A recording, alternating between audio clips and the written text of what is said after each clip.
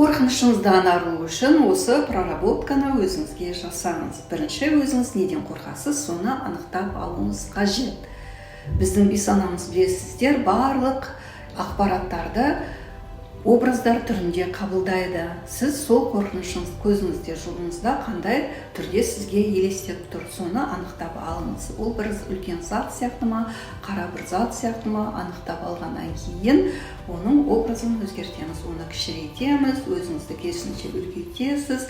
Ол бейсанамызға, ол маған қауіпті емес деген бір өзіңіздің сигналыңызды жібересіз. Әрине, бұл проработка сізге экспресс метод ретінде өзіңізге қолдансаңыз болады.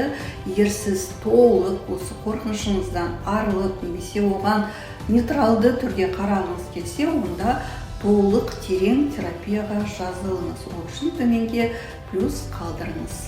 Парақшамызға лайк басыңыз және достарыңызбен бөлісіңіз.